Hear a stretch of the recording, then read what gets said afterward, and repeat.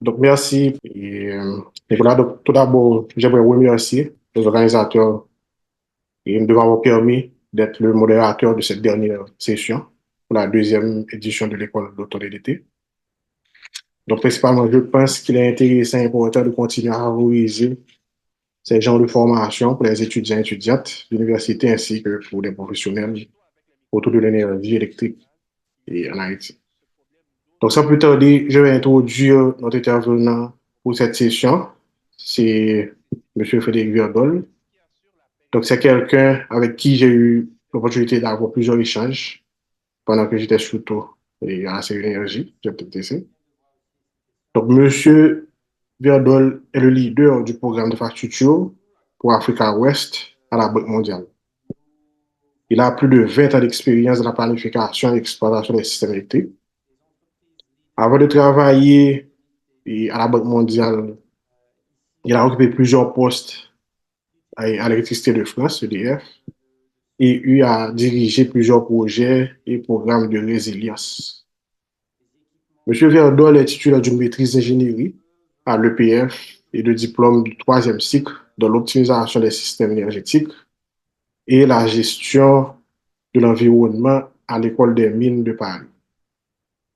Donc, M. Verdol a également plusieurs expériences en Haïti dans des projets d'énergie pour lesquels il était chargé de projet pour la Banque mondiale. Donc, c'est avec plaisir que nous accueillons et pour cette session de M. Verdol où il va parler de l'interconnexion avec des réseaux voisins, impact pour la gestion de ces réseaux et avec des études de cas. Donc, M. Verdol, merci de votre disponibilité pour cet après-midi. Merci beaucoup et bonjour, bonsoir à tous. J'ai la lourde tâche de vous tenir éveillé après le déjeuner, donc je vais faire de mon mieux. Euh, donc voilà, comme l'a dit Monsieur Joseph, je suis ingénieur de formation, donc je connais un peu les aspects techniques de l'énergie. Je connais maintenant surtout les aspects économiques étant à la Banque mondiale. Et donc, je vais essayer de naviguer entre les deux sans vous donner trop de chiffres.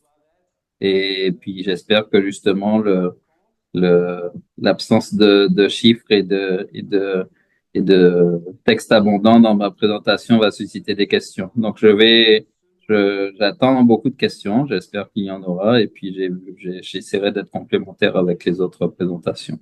Donc, je partage ma présentation, hein, c'est d'accord?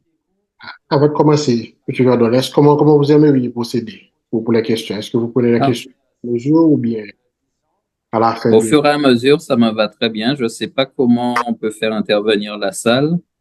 S'il y a quelqu'un dans la salle parce que je peux pas voir s'il y a de questions à moins que quelqu'un lève la main dans Zoom. Alors, comment on va procéder? Je vais m'en charger. C'est moi qui vais m'en charger pour vous poser toutes les questions. Les questions OK. dans la salle, les questions dans les chats et dans le Q&A. Donc, surtout pour les gens en ligne, on conseille surtout le Q&A. Donc, soit ça facilite le modérateur pour les poser. Maintenant, pour les gens en salle, il y a quelqu'un qui va aider pour prendre les questions. Donc, Je suis là, Macleave, bonjour Macleave, bonjour Frédéric, Evenson Calix, du côté de la salle de l'Université Quisqueya pour les questions. Merci. merci, docteur Alex. Donc, Merci, docteur Calix. Donc bonjour à tous. C'est avec grand plaisir hein, que je fais cette intervention. Euh, comme euh, Comme a dit Monsieur Joseph, j'ai travaillé beaucoup avec un peu tout le monde j'ai eu déjà à faire des interventions à l'université il y a de cela quelques années maintenant, justement d'optimisation des systèmes énergétiques. On avait fait ensemble avec les étudiants un petit modèle prospectif sur le système électrique de demain en Haïti.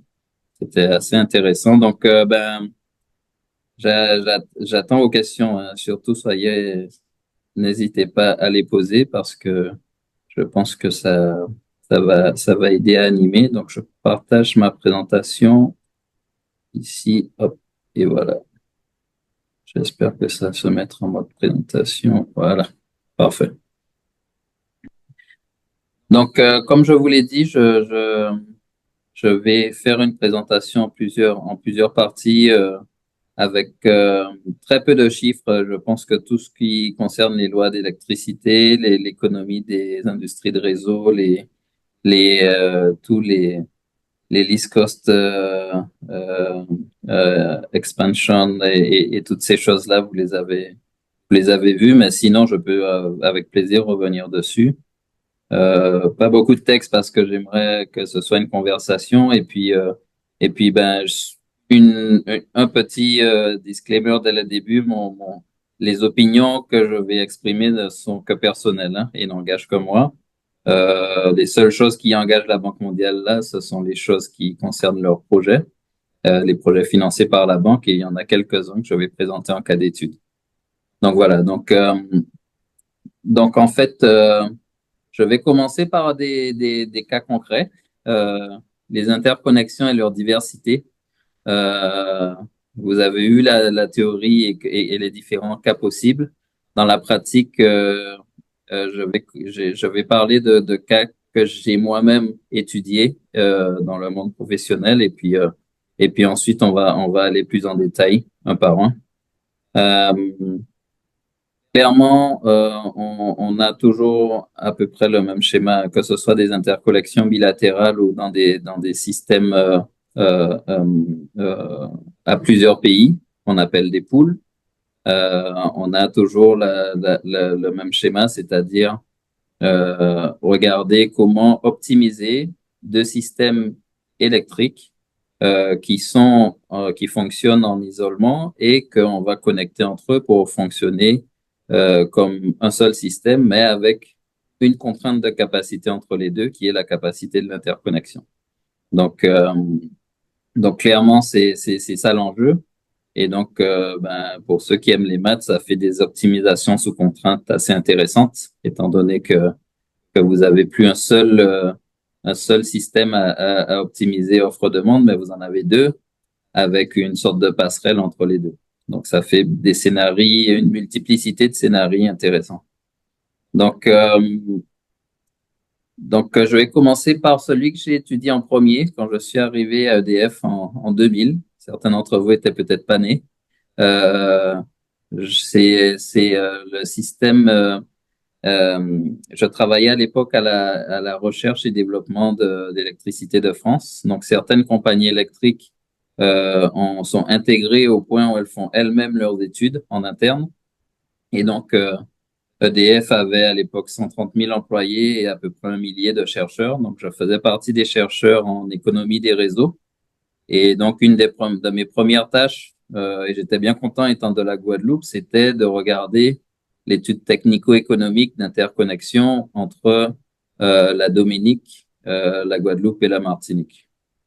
Donc, à l'époque, les, les systèmes électriques des deux îles Guadeloupe et Martinique de 180-300 mégawatts maintenant à peu près, euh, était principalement thermique.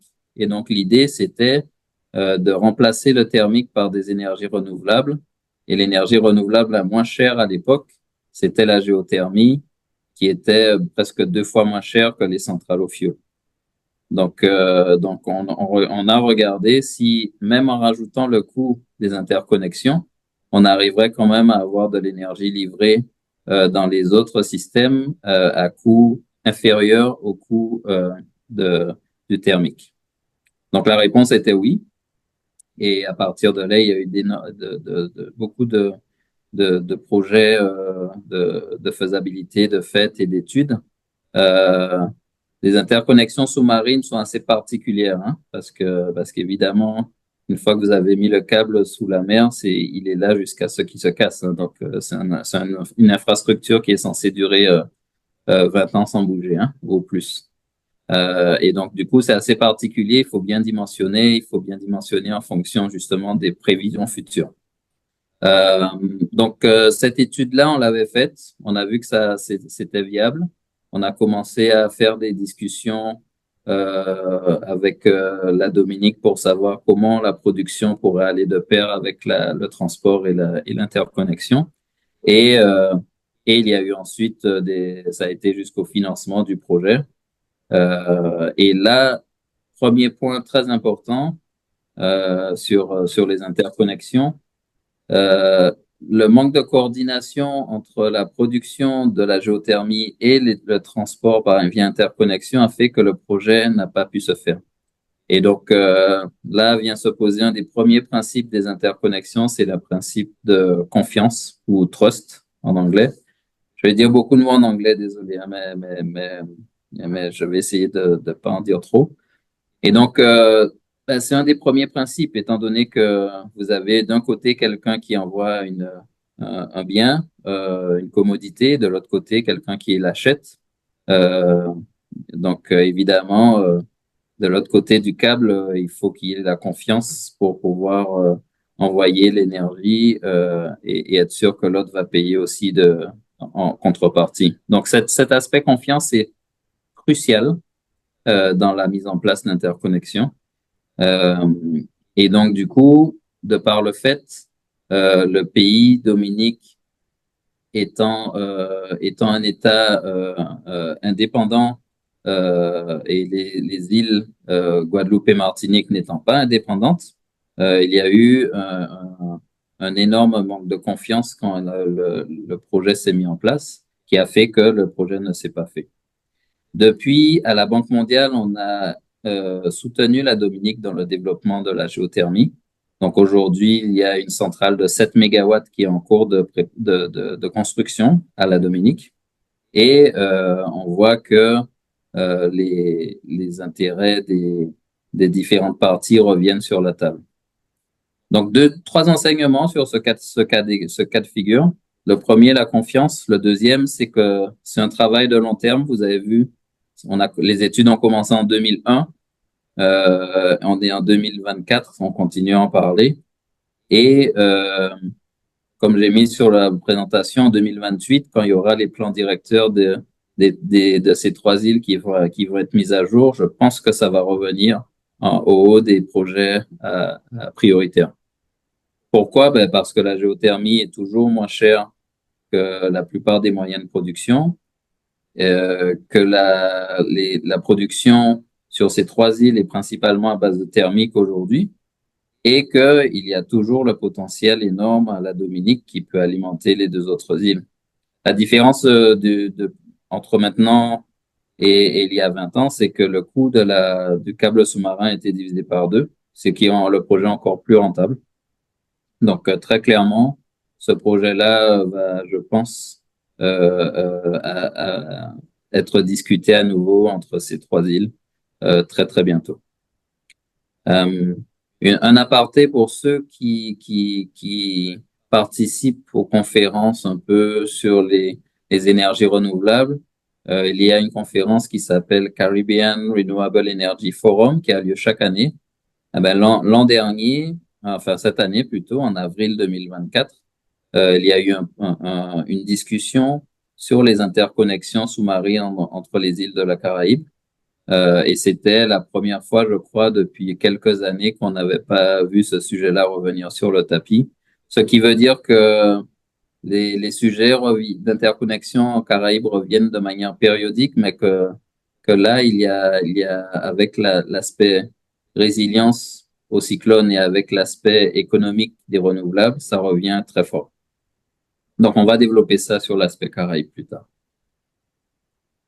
Donc voilà, pourquoi j'ai mis ce projet-là en premier, parce que j'ai commencé à étudier ce projet en tant qu'étudiant. J'étais en stage EDF à l'époque, EDF Guadeloupe, en 2000, où j'ai commencé à faire des études sur ce projet, sur le potentiel qu'il avait. Donc tout ça pour dire que les projets que vous allez peut-être commencer à étudier bientôt, maintenant ou dans les années qui viennent, peut-être que vous serez toujours dessus durant votre carrière, que ce sont des projets de long terme et que évidemment c'est bien de voir ces projets-là émerger un jour, mais après c'est toujours intéressant de suivre l'évolution au cours de la vie du projet. Donc deuxième cas que j'ai toujours étudié quand j'étais au sein de Électricité de France, mais cette fois dans l'équipe du gaz. une filiale d'EDF avait des centrales au gaz au Mexique, donc à la frontière américaine-Mexique, mais à côté Mexique, et donc achetait du gaz naturel depuis la zone du Texas. Ça arrivait au Nouveau-Mexique. La production d'électricité se faisait côté mexicain, ce qui n'est pas un détail, hein, ça veut dire que les émissions de carbone étaient côté mexicain. Et après, l'énergie était renvoyée sur via une interconnexion électrique sur le système électrique de Californie. Donc, c'est un projet assez intéressant parce que pourquoi, pourquoi ça s'est fait comme ça et pourquoi il n'y a pas eu de centrale construite côté américain? C'était clairement qu'il y avait des incitations d'un côté et des contraintes de l'autre, hein. Et donc là, c'est là que l'aspect économique des choses voit le jour. Une interconnexion qui n'a peut-être pas de sens économique s'il y avait juste aucune autre contrainte. Le fait que les régulateurs de ces deux pays mettent des contraintes d'une part pour ne pas avoir une centrale d'un côté et des incitations d'autre part pour avoir la centrale de l'autre côté, ben ça crée des flux en fait, ça crée des opportunités. Et donc cette interconnexion là qui n'était pas normalement viable, parce que bon, ça fait pas de sens de faire un tuyau de gaz pour envoyer le gaz d'un côté puis de refaire un tuyau électrique pour envoyer l'énergie de l'autre côté, ça autant mettre la centrale près du gaz. Ben, ces projets-là ont une viabilité du fait de la régulation. Donc ça, c'est un cas que je voulais vous présenter pour dire que les interconnexions parfois sont générées par un cadre réglementaire incitatif ou contraignant. Donc tout ça pour dire que la réglementation joue un rôle assez important dans les échanges entre pays. Et donc du coup, le cadre réglementaire devient assez majeur dans la viabilité ou pas d'une interconnexion. Et c'est pour ça qu'à la Banque mondiale, qu'on travaille sur des projets d'interconnexion, on a presque toujours, pas presque, quasiment, on a toujours une composante réglementaire qui essaie de regarder la soutenabilité de ces infrastructures.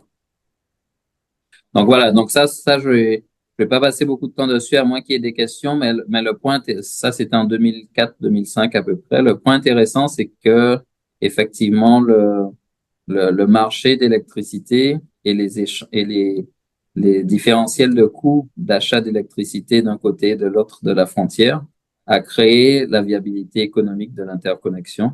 Et donc c'est comme ça que le projet s'est fait.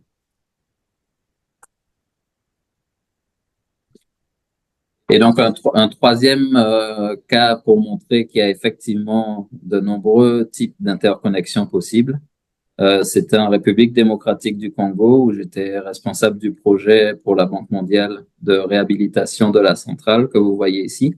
C'est la centrale de Inga 1 qu'on voit ici. Donc, cette centrale-là, vous la voyez comme ça, mais en fait, le tunnel là où il y a les alternateurs, il fait 1 kilomètre de long, hein. Donc, c'est pour vous donner la taille un peu de l'ouvrage. C'est une centrale de 1800 mégawatts. Et donc, derrière, plus bas, il y a une autre Inga 2 qui fait à peu près 2000 mégawatts, la même taille. Donc l'idée de ce projet-là, c'était, comme vous voyez sur la carte à droite, de partir de Inga, qui est sur la gauche du Congo, de réhabiliter les moyens de production et si possible, les étendre. À l'époque, on discutait de la construction de ce que tous les Africains connaissent, le projet Grand Inga. Ce fleuve Congo a un potentiel de 40 000 mégawatts. 40 000 mégawatts, c'est la puissance de toute l'Afrique du Sud, où c'est l'énergie qui aurait pu alimenter la moitié des pays d'Afrique à une seule centrale. Donc, du coup, c'est un projet assez pharaonique pour un pays comme le Congo. Et donc, l'idée, c'était de créer les interconnexions pendant on préparait la construction de la grande centrale. Là encore, problème de coordination et de timing. Les lignes ont été construites. Donc, les lignes en rouge, là, elles existent aujourd'hui, hein. D'ailleurs, c'est la plus longue ligne à courant continu d'Afrique. Elle fait 1200 kilomètres et elle va jusqu'au sud du Congo. Et, euh, et donc, l'idée, c'était d'exporter cette énergie hydroélectrique dans les pays du sud de l'Afrique australe, jusqu'en Afrique du Sud. Euh, et les enseignements sont multiples, hein. Clairement, le premier enseignement, c'est que effectivement, les interconnexions et ces grands ouvrages, ce sont des choses de long terme. Euh, les premières études que j'ai vues sur cette centrale de Inga datent de 1984, je crois, avec Stanford University qui a commencé à étudier ça. Donc ce sont vraiment des projets de long terme. Ensuite, ce sont des projets qui ont besoin d'une étroite coordination entre production, transport et l'aspect commercial, c'est-à-dire la contractualisation. Là, par exemple, vous avez le Congo RDC qui a trouvé les financements donc avec Banque mondiale et autres pour avoir la ligne de transport construite. Vous avez les accords commerciaux qui ont été signés. L'Afrique du Sud a signé un accord disant que dès que cette centrale est construite, ils achètent 2500 mégawatts 24 heures sur 24. Mais vous n'avez pas la production qui a suivi. Parce que un ouvrage de cette taille, la première centrale était censée faire 11 000 mégawatts, donc à peu près 13 à 15 milliards de dollars US. Des ouvrages comme ça qui prennent 6 ans, 8 ans à rien à étudier et le même temps à construire. Il y a peut-être 3 consortiums au monde qui peuvent les faire. Et donc, du coup, ça a été très compliqué. Ça ne s'est pas fait. Aujourd'hui, ce sujet-là revient sur le tapis parce qu'il y a des grands besoins de production dans toute l'Afrique. Mais clairement, à l'époque, en 2011, quand ce projet a commencé, euh, personne n'aurait pensé que la ligne de transport aurait été construite, l'interconnexion avec les autres pays, mais la production ne suivait pas. Donc, résultat des courses, on a fait une ligne de transport et une interconnexion avec le Sud, mais au lieu d'exporter de l'énergie vers les autres pays, on a importé. Donc, la RDC a importé en 2017 de l'énergie d'Afrique du Sud qui était excédentaire à l'époque. Donc, ça, c'est deuxième enseignement des interconnexions. Les électrons vont dans les deux sens, ou plutôt le flux net peut aller dans les deux sens, hein. Et une interconnexion qui était censée exporter et qui 20 ans après importe, ça se voit dans beaucoup de pays, hein. En Europe, par exemple, où la France exportait du nucléaire vers le sud, vers l'Espagne, Portugal, et maintenant c'est l'inverse. Dans énormément de pays, on voit que des interconnexions ont un flux net qui s'est inversé au cours des années. Donc ça a été un premier enseignement. Et le deuxième enseignement, le plus important peut-être, c'est la notion de qu'est-ce qui vient avant. Est-ce que c'est l'interconnexion ou la production? En fait, il y a pas, vous aurez une réponse par projet, quoi, hein. Ici, clairement, tout le monde a dit que ça aurait dû être la production qui venait avant. Mais si vous construisez une centrale de 11 000 mégawatts et qu'il n'y a rien pour évacuer l'énergie, vous perdez 200 millions de dollars par mois de revenus non évacués. Donc clairement, on a une grosse question là de coordination.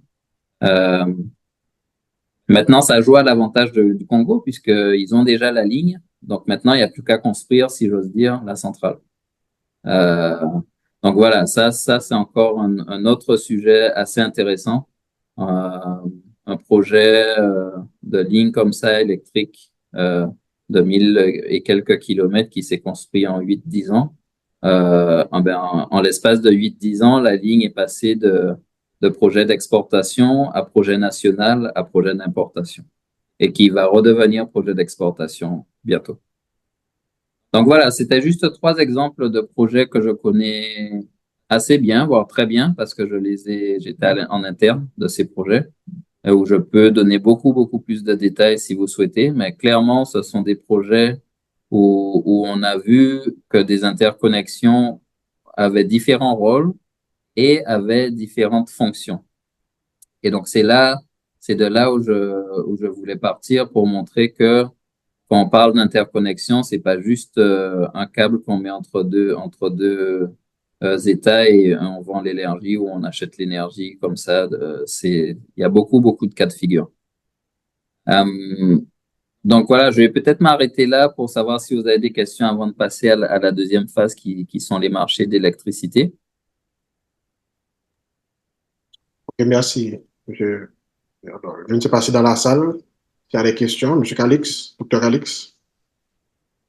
Est-ce que vous avez des questions? Oui, Merci. Bonsoir. Et je remercie M. Verdol pour sa présentation. Ma question, quels sont les impacts potentiels de l'interconnexion des réseaux sur la souveraineté énergétique des pays du Sud? Comment éviter une dépendance excessive à l'égard des pays voisins tout en bénéficiant des avantages de l'interconnexion? L'impact sur la souveraineté est clair, hein. Clairement, quand vous connectez deux pays l'un à l'autre, vous devenez dépendant de ces pays. Après, si vous regardez les choses d'une autre façon, il y a également des formes de dépendance qui sont moins visibles parce qu'il n'y a pas de lien. Euh, L'aspect, si j'ose dire, psychologique de l'interconnexion, c'est que ça nous rappelle un peu le cordon ombilical. Je me souviens, quand je travaillais à EDF et que j'allais en Corse, eh ben, les Corses, la première chose que les personnes qui voulaient l'indépendance en Corse voulaient faire sauter, c'est l'interconnexion électrique entre la Corse et la France, parce que pour eux, ils coupaient le cordon comme ça. C'est un symbole. Donc clairement, sur la souveraineté, ça joue beaucoup. Et donc, du coup, c'est pour ça que c'est très important de travailler sur la régulation et les aspects commerciaux des échanges d'énergie dans cette interconnexion avant de commencer l'ouvrage en lui-même et de financer l'ouvrage. Parce que si vous avez une interconnexion et qu'ensuite elle est déjà là et seulement vous réfléchissez à comment je vais faire pour ne pas être trop dépendant de mon voisin, là, vous commencez à avoir des soucis. Et sur ça, je peux donner deux exemples où j'ai travaillé. Un au Belize. Belize importe la moitié de son électricité du Mexique. Ben, clairement, quand le Mexique, le Yucatan, la région de Cancun, ils ont des problèmes d'alimentation en électricité, Belize et serre les dents parce qu'ils savent qu'ils vont être coupés à un moment ou à un autre. Et là, vous êtes le petit qui est alimenté via une interconnexion. Si vous n'avez pas mis des compensations ou des pénalités fortes dans les accords commerciaux, vous aurez beau dire ou beau appeler l'ambassadeur, vous serez coupé. Donc ça, c'est une première chose. Un autre exemple où il y a un petit qui a bien tiré son épingle du jeu, c'est le Lesotho. Le Lesotho, c'est un tout petit pays qui est imbriqué à l'intérieur de l'Afrique du Sud. Ben, le Lesotho, c'est pire. Ils ont 70% de leur électricité qu'ils importent d'Afrique du Sud. Euh, et donc, du coup, au tarif qui est imposé par la compagnie électrique d'Afrique du Sud. Par contre, l'Afrique du Sud a construit sa ville principale, Johannesburg, à côté de ses mines d'or. Johannesburg s'est construite comme ça. C'est une des seules grandes villes au monde qui n'a pas de fleuve, qui n'a pas de cours d'eau à côté. Et donc, Johannesburg a besoin de l'eau du Lesotho qui est dans les montagnes. Donc, le Lesotho a fait, après les accords électriques, des accords sur l'acheminement en eau. Et ce qu'ils ont fait, ils ont répliqué, copié-collé, des accords électriques dans l'eau. Et donc, au jour d'aujourd'hui, si l'Afrique du Sud fait des contraintes sur l'électricité, le Lesotho réplique tout de suite avec des contraintes sur l'eau. Et donc, donc les deux se tiennent comme ça. Et donc, si vous voulez, c'est une sorte de souveraineté croisée. Et j'ai habité 4 ans en Afrique du Sud à Johannesburg. Je peux vous dire, quand on n'a pas d'eau, on est malin. Donc, du coup, clairement, là, les autos à jouer sur les aspects commerciaux et les accords. Sur les bénéfices, si une interconnexion est produite, c'est qu'il y a une opportunité gagnant-gagnant normalement. C'est-à-dire, un a un avantage à vendre l'électricité parce qu'ils ont un surplus ou parce qu'ils ont des choses ils ont des idées de faire des grosses centrales et ils savent qu'il y aura un surplus. Et l'autre veut en acheter parce que soit l'énergie est moins chère de l'autre côté de la frontière, soit elle est moins carbonée, soit elle est de meilleure qualité, ou soit les trois. Donc clairement, si c'est pas gagnant-gagnant, l'opportunité de construire l'interconnexion ne se présente en général pas, ou alors c'est téléguidé politiquement. Donc voilà, donc du coup, si on parle de l'impact sur la souveraineté, il est majeur, c'est un sujet majeur. Vous verrez plus tard dans la présentation, la géopolitique joue un rôle majeur dans les interconnexions. Sur comment les pays en développement peuvent tirer leur épingle du jeu. Ben, les, les pays en développement sont ceux aujourd'hui où il y a le plus de soleil et de vent.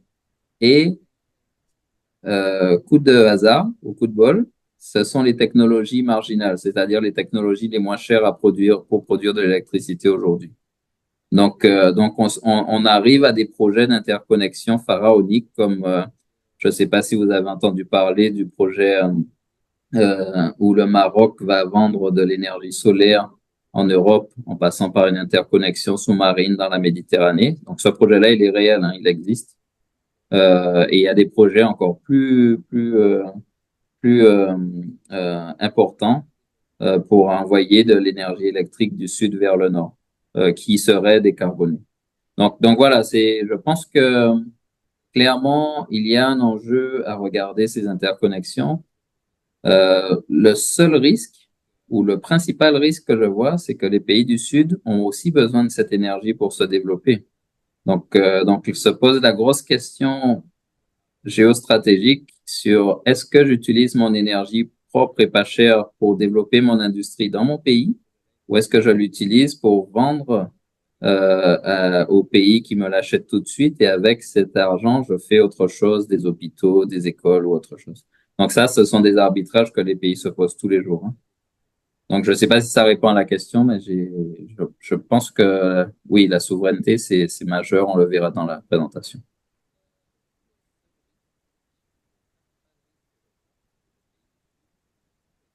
Donc, s'il n'y a pas d'autres questions, je passe à la suite et puis on verra s'il y a des questions en cours de route. Donc, les systèmes électriques et les marchés interconnectés, qu'on appelle power pools. J'ai mis cette carte-là comme clin d'œil peut-être aux autres présentateurs qui ont certainement dû vous parler des systèmes électriques interconnectés des pays du Nord. Et cette carte-là, c'est pour rappeler à tout le monde qu'il y a une notion dans tous les ouvrages d'électricité et toutes les industries de réseau, il y a une notion de distance. Ce sont des ouvrages physiques et donc la notion de géographie et de distance compte. Et effectivement, j'ai eu beaucoup de remarques de personnes qui me disent, mais comment on n'arrive pas à construire des interconnexions et des systèmes électriques entre États d'Afrique alors qu'on l'a fait en 20 ans en Europe et on l'a fait en 30 ans aux États-Unis. Ben, je rappelle gentiment que l'Europe et les États-Unis, c'est peut-être un peu plus petit que l'Afrique, vous le voyez sur la carte, et que donc les distances étant plus courtes, ça prend moins de temps à construire et moins d'argent. Donc, il y a cet aspect-là, les distances, l'aspect temps et l'aspect souveraineté, comme vous disiez, les frontières. Il y a 64 États, 62 en Afrique. Ça fait autant de contrats transfrontaliers à faire, hein. Donc, clairement, ça prend un peu plus de temps que de construire un système électrique où quand vous avez un État ou deux États ou 12 États ou 27. Donc voilà, donc il y a ça. Maintenant, le gros avantage, c'est que comme les pays d'Afrique ont démarré plus tard, ils peuvent bénéficier des leçons et des retours d'expérience des autres pays. Et c'est ça on essaie de faire. Chaque fois qu'on fait des projets, on essaie d'aller voir ce qui se fait de mieux, comme comme régulation, comme système électrique, et puis on essaie de voir qui a fait le mieux et comment on peut répliquer les choses qui sont réplicables. Donc là, je vais vous parler des systèmes, des power pools d'Afrique, mais clairement, on pourrait parler de ceux d'Asie ou d'Amérique centrale ou des autres.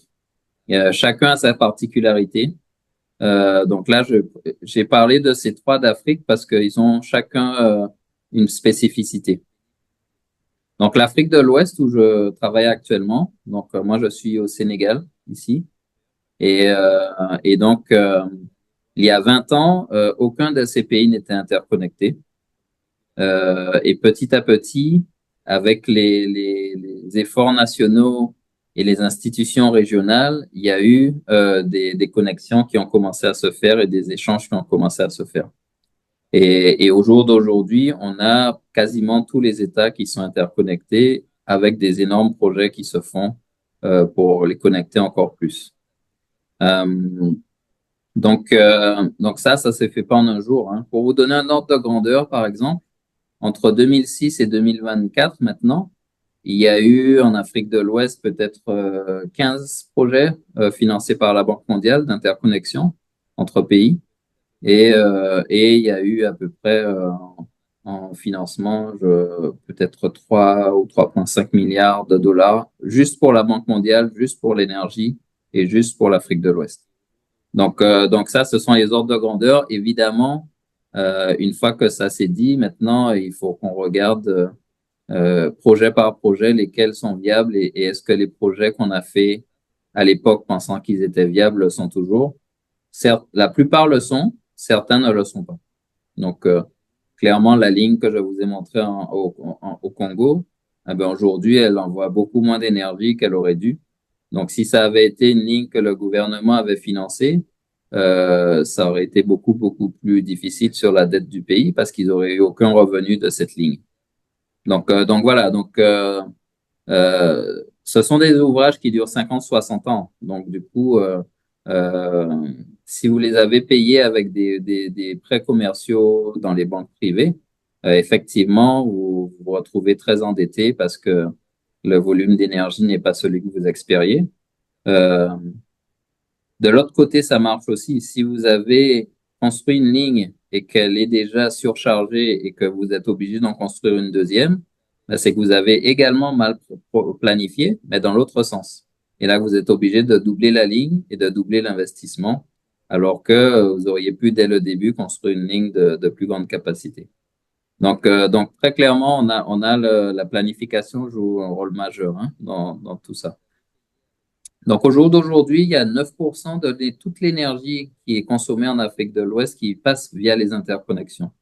Pour vous donner un ordre de grandeur, c'est beaucoup plus que 50%, par exemple, dans les pays d'Europe, les pays de la communauté européenne.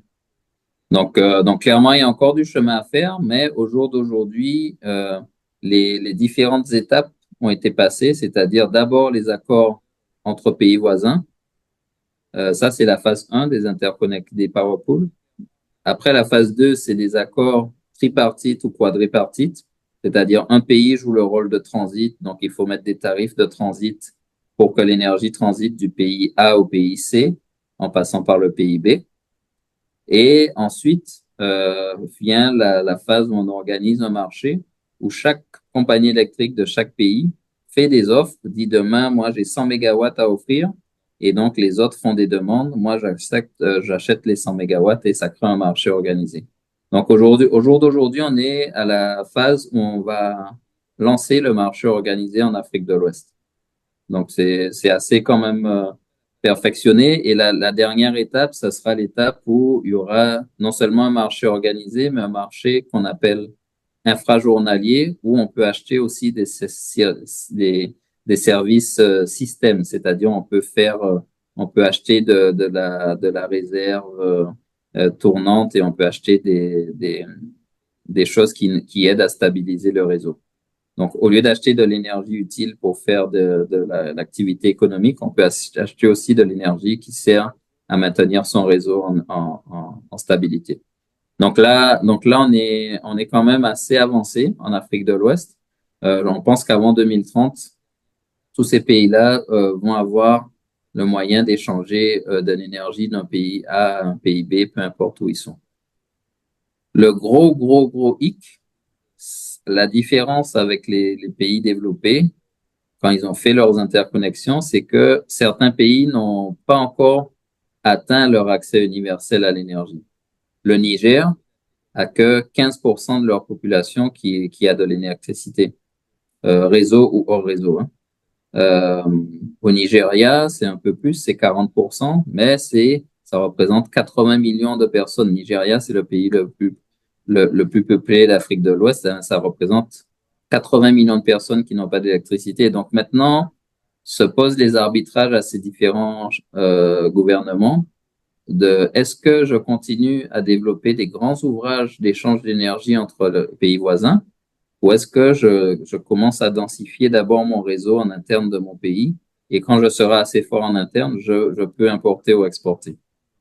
Les deux approches se tiennent. Maintenant, il faut juste faire une analyse technico-économique des deux et c'est là où la planification et l'optimisation jouent un rôle clé.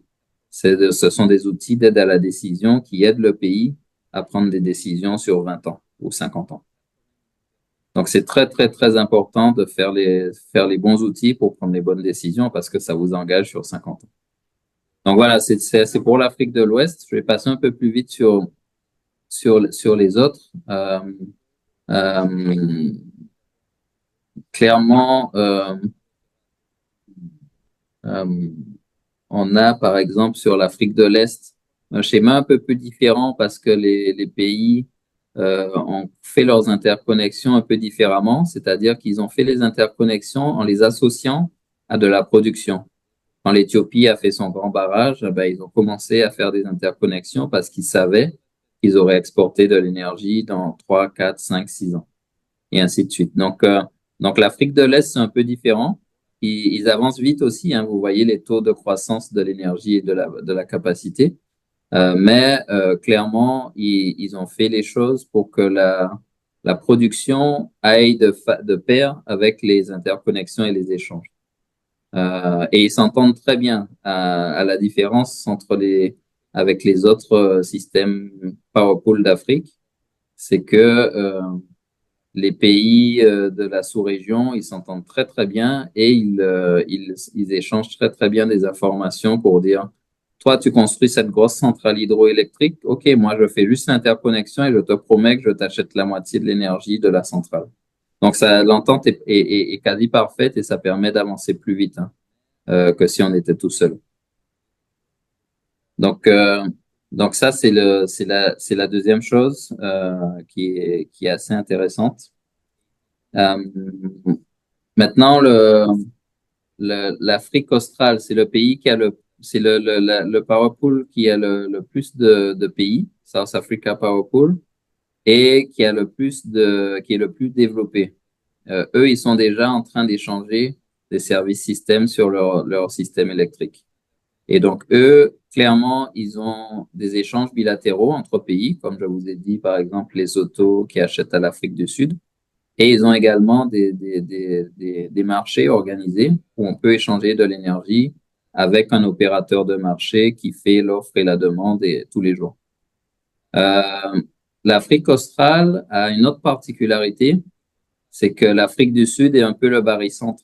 L'Afrique du Sud, du fait de l'apartheid, s'est développée beaucoup plus vite et donc a eu 40 000 mégawatts de production d'électricité parce qu'ils ont du charbon. Vous voyez tous les petits points là, c'est 15 centrales au charbon qui à elles seules produisent 40 000 mégawatts. Et donc 40 000 mégawatts, pour vous donner un ordre de grandeur, c'est un tiers de la puissance installée de toute l'Afrique qui est dans un seul pays. Donc l'Afrique du Sud exporte à tous ces 7 pays-là. Et donc du coup, si ces 7 pays-là veulent, par exemple, réduire leur taux de CO2 par kilowattheure, leur seul moyen, c'est d'agir en Afrique du Sud. Donc, par exemple, des choses très intéressantes se passent. Il y a des pays voisins qui ont dit à l'Afrique du Sud, on est prêt à vous donner notre financement climat pour que vous fassiez plus de renouvelables et moins de charbon, parce que comme nous, on achète votre électricité, les avocats qu'on produit chez nous, eh ben, ils ont une empreinte carbone trop forte et l'Europe ne nous les achète pas. Donc, en gros, ça commence à faire des dynamiques assez intéressantes entre les pays qui disent, ben, nous, on est interconnectés avec vous, donc, on est la main dans la main. Comme on dit en Afrique du Sud, s'ils disent, my stew is your stew, c'est-à-dire mon ragoût, c'est ton ragoût, c'est-à-dire on mange dans la même marmite, quoi. Donc clairement, ce que vous produisez, ça nous impacte aussi, donc on doit travailler ensemble pour le décarboner. C'est assez intéressant ce cas de figure. Et euh, et donc l'Afrique australe, une autre chose qu'on peut dire intéressante, c'est qu'il y a un régulateur régional qui est très très fort, qui s'appelle RERA, qui est le régulateur de toutes les compagnies électriques. Et donc, ça veut dire qu'il y a des lois nationales d'électricité, des règles, et des règles régionales aussi. Et donc, quand par exemple, il faut réguler toutes ces interconnexions et ces échanges, eh ben, les compagnies électriques qui sont ici doivent respecter ces deux cadres réglementaires. Donc, ça rajoute des choses, mais au moins, ça solidifie l'ensemble et les États ne peuvent pas faire ce qu'ils veulent. Donc voilà pour les power pools. Une chose intéressante s'est passée dans les dernières années, là, à l'après-Covid. C'est en Afrique du Sud, il y a eu, du fait des centrales charbon qui vieillissaient, il y a eu un déficit d'énergie très critique en Afrique du Sud. Ils avaient jusqu'à 6000 mégawatts de déficit. Je me souviens quand j'y habitais en 2022, on était coupé 8 heures par jour en moyenne. Et donc, le président d'Afrique du Sud, pour pallier à ça, au lieu de couper les pays voisins, a coupé les clients en Afrique du Sud. Donc ça, c'est un autre point important. Du fait de la solidité des régulations, eh ben l'Afrique du Sud n'avait pas le droit de couper les pays voisins. Il devait continuer à les alimenter et il coupait les populations dans le pays et même les usines. Donc le PIB d'Afrique du Sud a baissé, mais le PIB des autres pays a continué.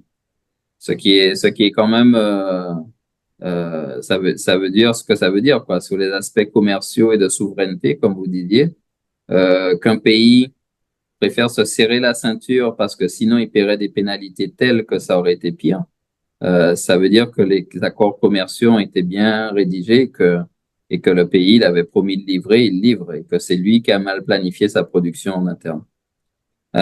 Comment ils ont réussi à s'en sortir? L'Afrique du Sud a enlevé son cadre réglementaire qui contraignait l'autoproduction solaire. Et donc, ils ont enlevé la licence. Avant, il fallait une licence au-dessus de 1 mégawatt pour produire son électricité solaire. Ils ont monté ce niveau de licence à 100 mégawatts. Résultat, ben, l'Afrique du Sud, entre 2022 et 2024, il y a eu plus de 4000 mégawatts de solaire en toiture et et en autoproduction. Donc, les mines de manganèse, par exemple, les miniers, les compagnies d'automobiles, BMW a mis sa centrale de 100 mégawatts. Tout le monde a commencé à construire des centrales de 99 mégawatts parce qu'ils ne pouvaient pas atteindre 100 mégawatts du fait de la licence. Et donc en 2 ans, il y a eu 4000 mégawatts d'installés dans le pays. Je ne sais pas si vous vous rendez compte. Un pays qui avait 32 000 mégawatts de puissance. Et donc, grâce à ça, la compagnie électrique qui avant disait, mais vous êtes fous, si vous faites ça, on va mourir, les gens vont arrêter d'acheter chez nous et on va plus avoir de revenus. Ben, qu'est-ce qui s'est passé? La compagnie électrique, du coup, a eu plus d'énergie disponible pour vendre aux pays voisins et, surprise, les pays voisins, ils achètent plus cher que les locaux, que les Sud-Africains. Donc, la compagnie électrique, non seulement s'en est bien sortie, avec le surplus de solaire, mais a fait des bénéfices et a réussi à réparer ses centrales au charbon. Donc l'histoire d'Afrique du Sud est assez intéressante et j'espère qu'on va pouvoir faire plus d'enseignements de ça, mais en tout cas, c'est un cas très, très, très intéressant que j'ai suivi de près parce que j'étais là-bas quand le Power Pool s'est formé. Donc, je m'arrête pour les power pools. J'ai présenté que ceux d'Afrique, mais clairement, il y en a d'autres qui sont aussi intéressants, hein. En Amérique centrale, la BID a financé la plupart des interconnexions entre pays. Manque de peau, elle avait prévu que les gouvernements financent les centrales de production. Eh bien, aujourd'hui, on a ce qu'on appelle des éléphants blancs, c'est-à-dire des ouvrages d'interconnexion qui ne transitent pas beaucoup d'électrons et donc qui sont du coup à perte. Il y a eu, je crois, plus de 700 millions de dollars hein, investis en Amérique centrale. Euh, et il y a par exemple un exemple, hein, le Nicaragua devait construire une centrale de 300 mégawatts hydro à Tumarine. Ils l'ont jamais construite parce qu'ils n'ont jamais pu avoir les financements. Le Guatemala devait faire de la géothermie, ils l'ont jamais fait. Et donc, du coup, on se retrouve avec des interconnexions entre pays en Amérique centrale et pas de production. Et en plus, il y a des sécheresses en Argentine, au Brésil, en Colombie, ah ben, le Mexique est coupé, donc l'Amérique centrale est coupée. Donc, du coup, pas le Mexique, pardon, la Colombie est coupée, donc l'Amérique centrale est coupée. Donc clairement, il y a eu des petits soucis de conception hein, en Amérique centrale sur les interconnexions. Ce cas-là, je l'ai pas présenté parce que je le connais moins bien, mais si vous voulez des détails, vous regardez sur Google SIEPAC, SIEPAC, c'est le nom du power pool en Amérique centrale, et vous verrez qu'il y a beaucoup d'études qui ont été faites dessus. Donc, je m'arrête là pour les marchés électriques et les interconnexions. Je ne sais pas s'il y a des questions sur ces marchés ou sur l'Afrique en particulier. Oui, effectivement. Je remarque qu'il y a des questions et qui ont été posées surtout sur le groupe chat. Donc, ce qu'on va faire, on va essayer de prendre ces questions avant et puis ensuite retourner vers la salle pour voir s'il y a des questions également. Donc, j'avais vu, avant de commencer avec ces questions-là, j'avais vu la main de Nicolas qui était levée. Nicolas, tu as des questions? Tu as une question? Non, merci Macleave. J'avais une question, mais je pense que c'est soulevé par un autre participant. Donc, tu peux avancer avec le chat. On va toucher la question que j'avais. OK, pas de problème. Maintenant, la première question que vous êtes adressée, c'est comment coordonner les projets de transmission, expansion planning, transmission expansion planning et de generation expansion planning de façon optimale pour favoriser l'interconnexion. Donc, ça, c'est selon vos expériences pratiques dans ce domaine. Cette question-là vient de Pierre-Aubert Dogle. C'est la question à $1 million parce que c'est vraiment la chose clé à faire. En général, l'optimisation se fait d'abord par l'équilibre offre-demande, c'est-à-dire la production. Donc, on fait des projections de demande électrique et avec beaucoup de scénarios, hein, selon le développement économique du pays à long terme. Ensuite, on fait une optimisation technico-économique de la production, donc Generation Expansion Plan. On a quand on fait ça, on utilise des modèles qu'on appelle modèle nodal, c'est-à-dire le pays est représenté par un point. On n'a pas encore l'aspect spatial des choses. Et donc ensuite, quand on a notre plan de production optimisé, c'est-à-dire à 2027, vous devez mettre 100 mégawatts solaires, à 2028, 100 mégawatts gaz, etc. Eh ben là, on regarde sur le réseau où est-ce que ces moyens de production-là peuvent être installés, où est-ce qu'ils ne peuvent pas être installés et où est-ce que on souhaiterait qu'ils soient pour minimiser les coûts de réseau. Et donc, encore une fois, l'Afrique du Sud, c'est un cas très intéressant parce que comme vous voyez, toute la production est 30 000 mégawatts est au même endroit et c'est à côté de la consommation hein, de Pretoria et Johannesburg. Et toute la zone où il y a le soleil et l'éolien est à Cape Town, sur la gauche. Donc, il faut traverser 1000 kilomètres pour faire de la production, renouvelable à moindre coût. Donc, évidemment, se posent des problèmes d'optimisation énormes entre le plan de production et le plan de transport. Et les gens du transport disent, ben, écoutez, moi, je préfère construire une centrale solaire à côté de l'endroit où j'ai déjà de la place et dans ma sous-station, où j'ai déjà une sous-station construite, même si j'ai 20% d'ensoleillement en moins que dans la zone désertique ici dans l'ouest, eh ben, j'économise 1000 kilomètres de ligne. Donc, j'économise des milliards.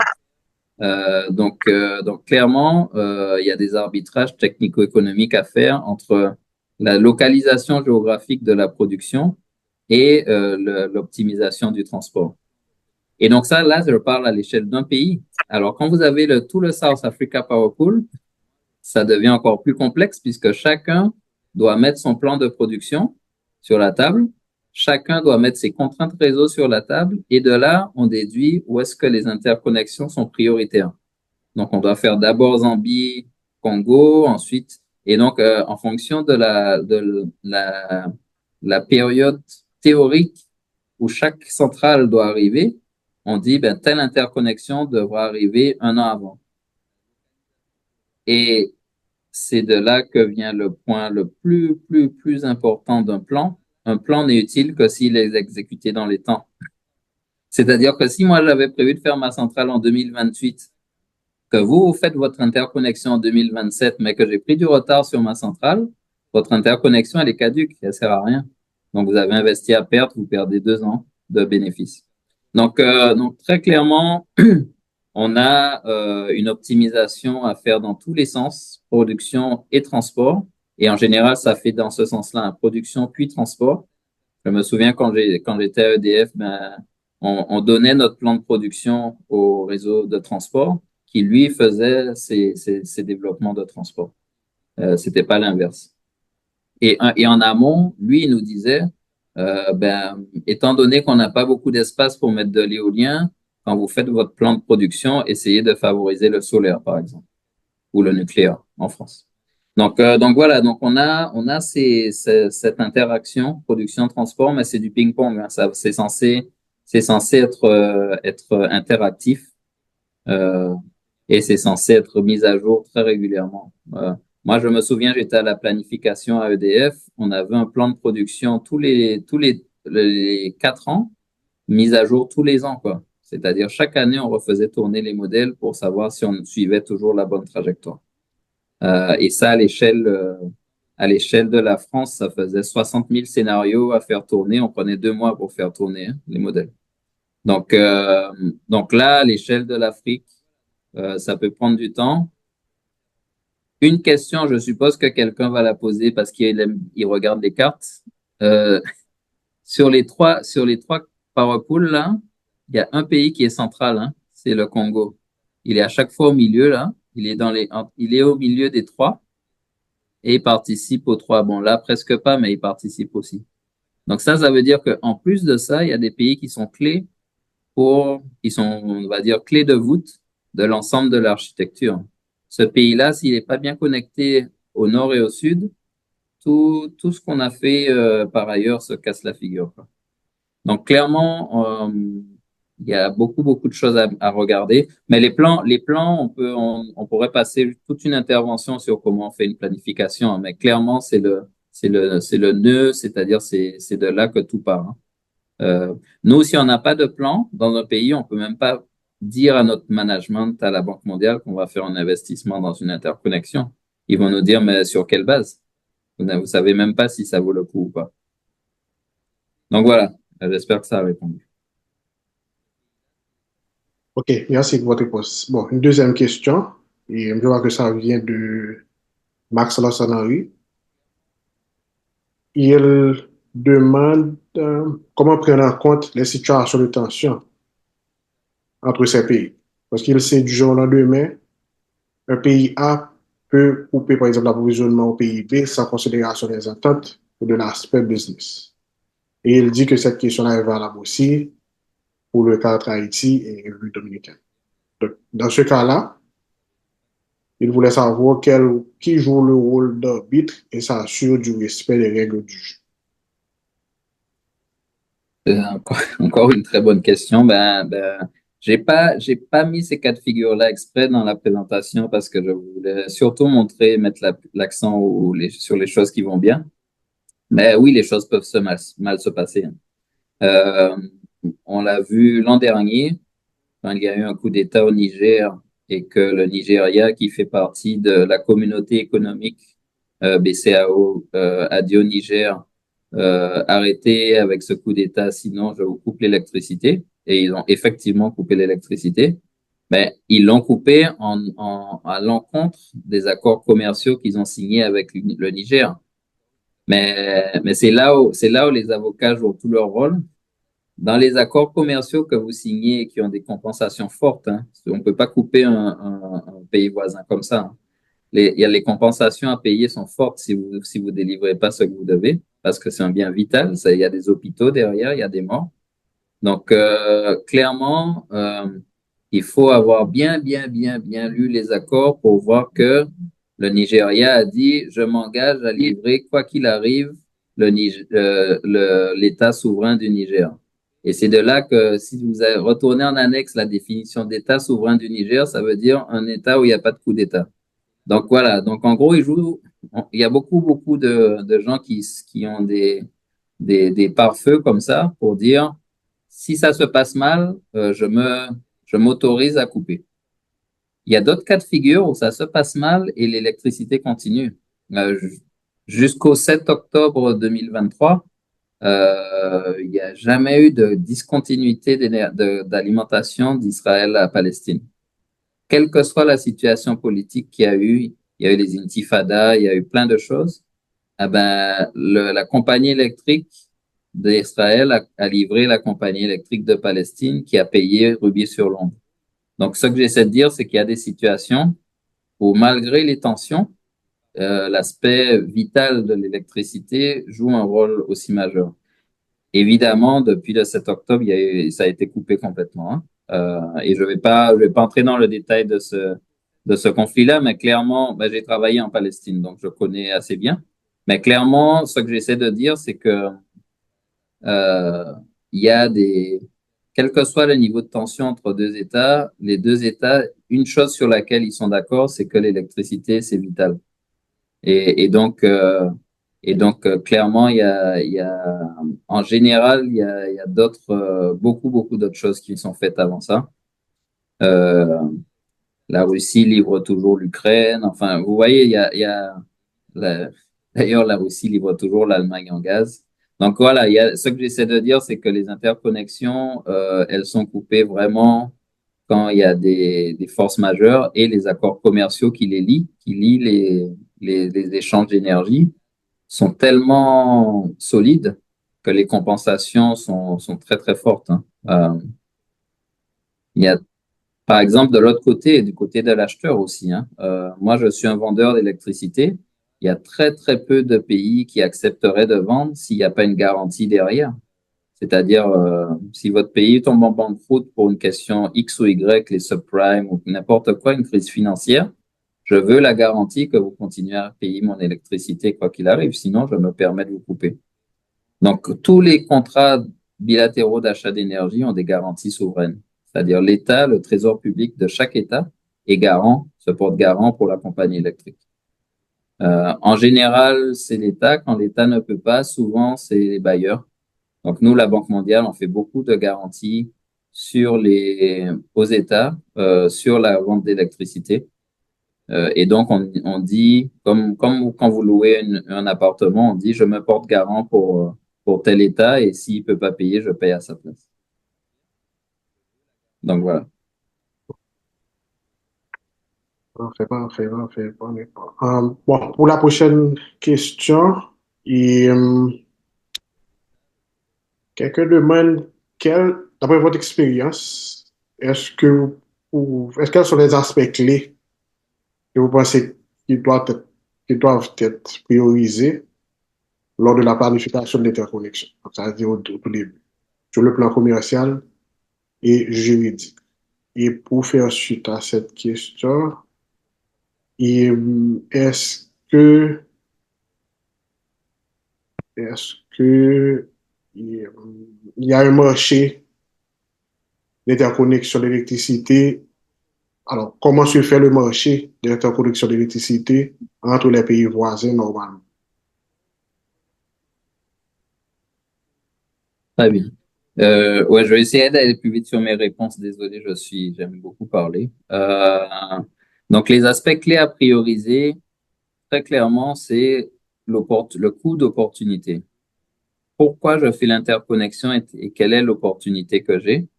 Si mon coût d'opportunité, il est valable sur toute la durée de vie de l'interconnexion, donc oui, je peux lancer. C'est-à-dire que je suis la Guadeloupe, je veux acheter de l'énergie pas chère de géothermie Dominique. Il faut que je sois sûr que en 2050, la géothermie à la Dominique continuera d'être l'énergie la moins chère pour que je puisse amortir mon interconnexion. Donc ça, c'est une première chose. L'étude technico-économique est critique pour savoir si je vais ou je vais pas avec des échanges avec un certain pays. Et la deuxième chose, c'est quelles sont mes alternatives. C'est-à-dire si je décide de ne pas y aller et que je n'ai pas d'alternative ou que les alternatives sont très très chères, il faut que je sois prêt à en payer le prix. Donc voilà, il y a beaucoup de choses à considérer sur les aspects commerciaux et juridiques.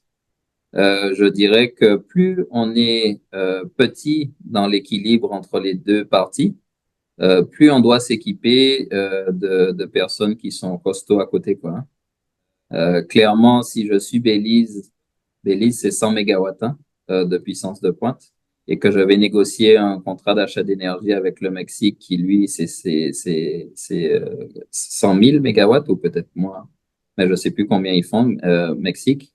On doit avoir des firmes de renommée internationale qui puissent faire le poids pour ne pas se faire avoir.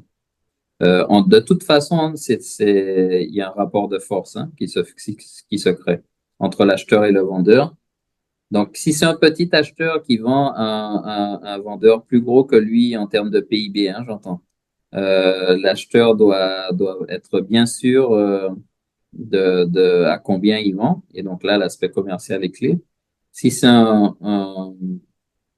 gros acheteur qui vend un petit vendeur, ben un gros vendeur qui vend un petit acheteur, comme l'Afrique du Sud qui vend les autos, les autos ont intérêt d'avoir une firme d'avocats qui est solide pour regarder toutes les clauses virgule par virgule.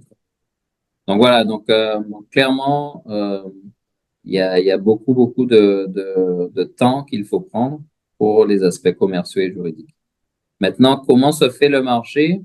Euh, je dirais à l'inverse de l'Europe ou des États-Unis où les marchés se sont créés par densification, c'est-à-dire tout le monde avait l'électricité et ils ont dit, ben, et si on commençait à échanger entre États ou entre pays? Dans les pays en développement, là, ça se fait plus par coût d'opportunité, c'est-à-dire comme il y a tout à développer en même temps, l'interconnexion devient une des options. Donc, moi, je me souviens clairement qu'on avait travaillé avec Monsieur Calix ou avec Nicolas sur les aspects de prospective à long terme d'Haïti. Ben, clairement, le fait que l'énergie puisse venir via une interconnexion du pays voisin, ça faisait partie des options de production. Et il y avait des gens qui ont fait tourner des modèles en disant, si on a une interconnexion d'un pays voisin, on va représenter ça dans le modèle comme une centrale fictive de X mégawatts qui apporterait de l'énergie à Port-au-Prince. Donc ça aussi, c'est quelque chose à regarder, hein, c'est-à-dire le marché aujourd'hui se fait parce que tout se construit en même temps dans un pays et donc du coup, l'interconnexion devient comme si c'est un moyen de production alternatif, si vous voulez. Et des fois, c'est ça. Hein, au lieu de construire une énorme centrale hydraulique qui va prendre 7 ans à construire, si je construis une interconnexion en 3 ans et qu'elle m'amène la même quantité d'électricité et au même prix, peut-être que ça vaut le coup que je construise une interconnexion avec le pays voisin plutôt que ma centrale électrique parce que j'ai pas le temps d'attendre 7 ans. Donc, il y a cette opportunité-là qui se présente. Ok, merci pour votre réponse. Bon, je vais passer à la salle maintenant. Et je ne sais pas, docteur Calix, il y a des questions dans la salle? Avez-vous des questions ici dans la salle? Oui. Bonsoir, je suis Corinne Antoine, ingénieure diplômée de l'Université géo en génie électromécanique et je suis aussi personnel électronique en aéronautique. Alors, ma question, c'est concernant la demande du Congrès américain pour les essences interrégionales. Il est recommandé d'augmenter la capacité de production pour la fiabilité du réseau. Nous prenons le cas de la République d'Haïti, si on a une interconnexion avec la République dominicaine et que les deux pays décident de chacun de leur part d'augmenter leur capacité à produire, soit une session, etc. Quelle solution rapide et efficace en vue de tirer un maximum, pour limiter un maximum de pertes si les deux pays décident de chacun de leur part de produire un surplus d'énergie en vue de l'écouler sur le marché voisin. Merci. Merci pour cette question et très content d'avoir une ingénieure dans la salle. Ben, c'est clair que si, comme je disais, l'opportunité se crée quand il y a un besoin d'énergie d'un côté de la frontière et un surplus de l'autre. S'il y a un surplus des deux côtés ou que les deux pays planifient d'avoir un excès d'électricité, clairement, l'interconnexion euh, ne devient pas la solution optimale par rapport à d'autres solutions qui pourraient être, par exemple, d'avoir d'avoir de l'industrie qui est localisée dans son pays. Je reviens sur le cas de la Dominique. Quand la Dominique avait la possibilité de construire une grosse centrale géothermique et que la seule opportunité d'avoir cette centrale amortie, c'était de vendre l'énergie aux îles voisines. Elle s'est dit, mais si jamais les îles voisines ne veulent plus m'acheter l'électricité, qu'est-ce que je fais? C'est-à-dire, ils arrêtent le contrat au dernier moment avant de le signer. Ah ben, ils ont commencé, la Dominique, à regarder les alternatives en disant, ah ben, je vais faire venir Google et mettre des data centers dans mon île et je vais pouvoir alimenter des data centers avec de l'énergie verte ou je fais venir une usine d'aluminium qui était basée à Trinidad à l'époque ou je fais d'autres choses sur la demande industrielle.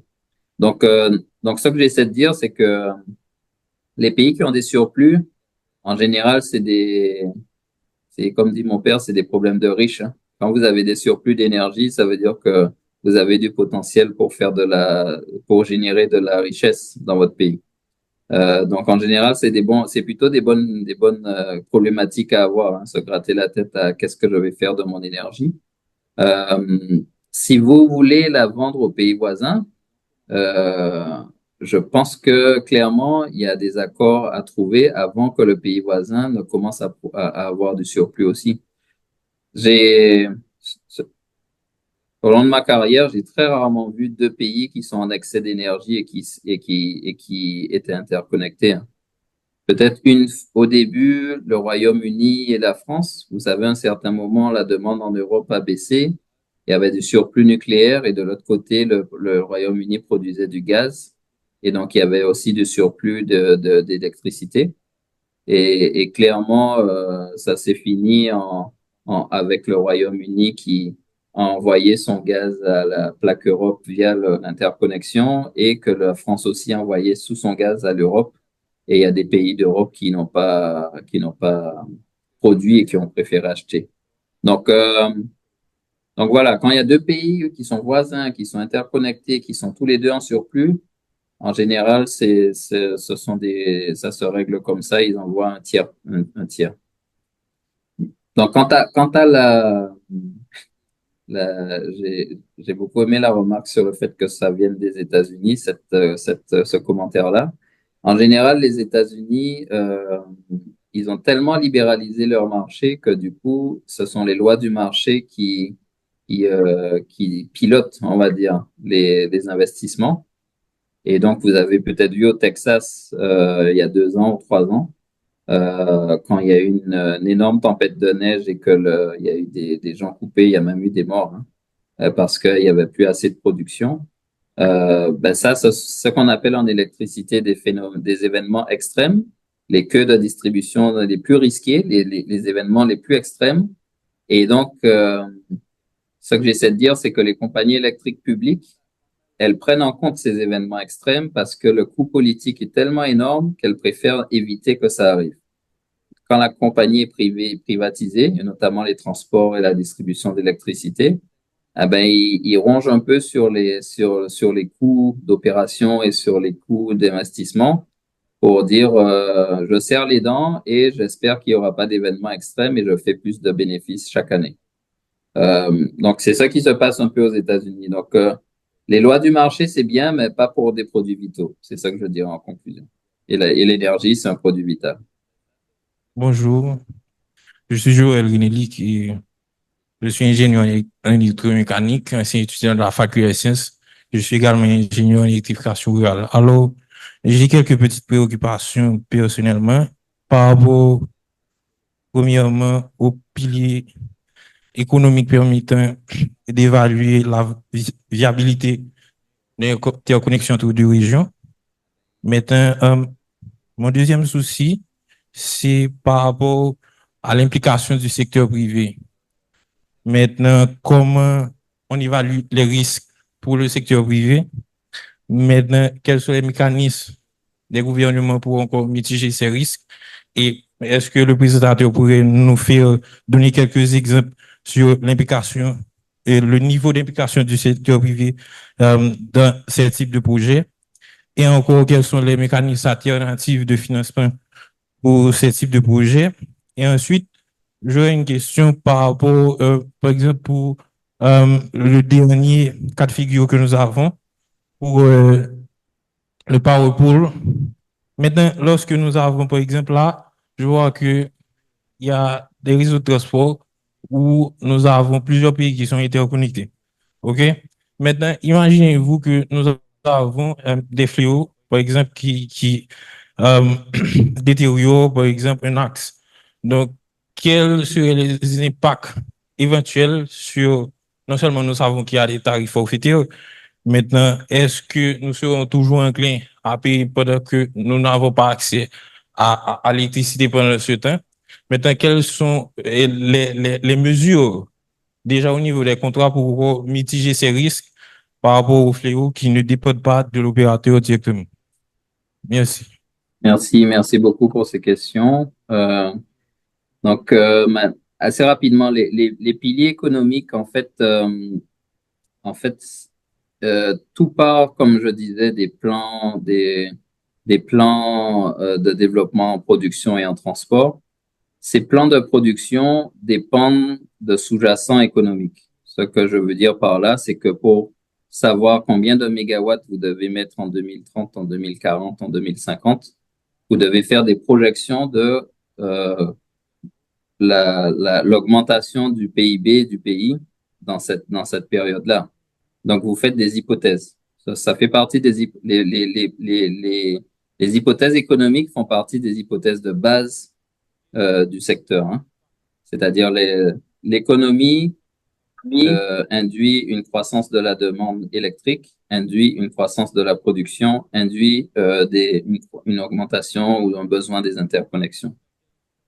Entre parenthèses, il y a des gros débats aujourd'hui hein, sur ça, où les gens, comme vous avez dû entendre parler du professeur Jean-Marc Jancovici à l'École des mines de Paris, qui dit mais pourquoi on base nos modèles d'optimisation sur le PIB?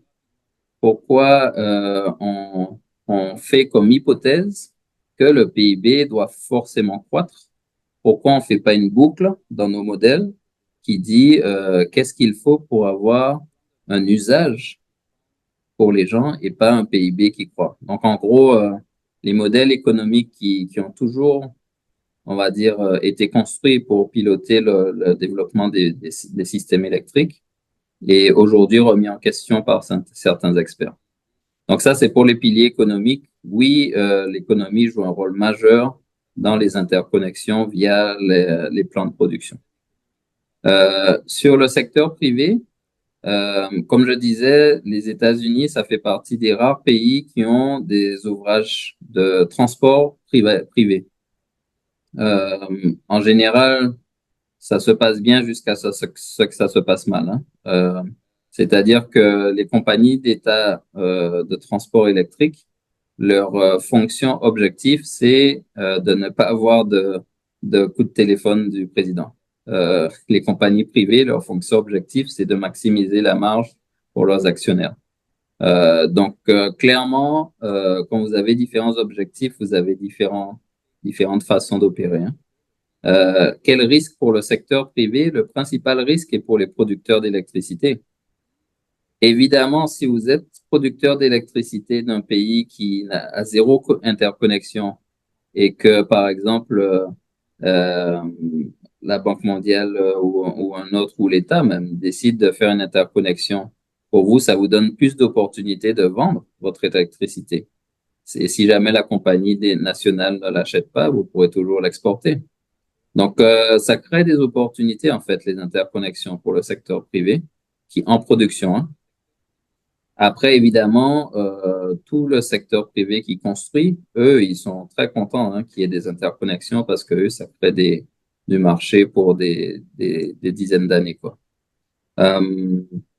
Donc, ils sont très peu impliqués dans les interconnexions, ils sont principalement impliqués dans la production, je dirais. Et donc, eux, ils regardent les interconnexions comme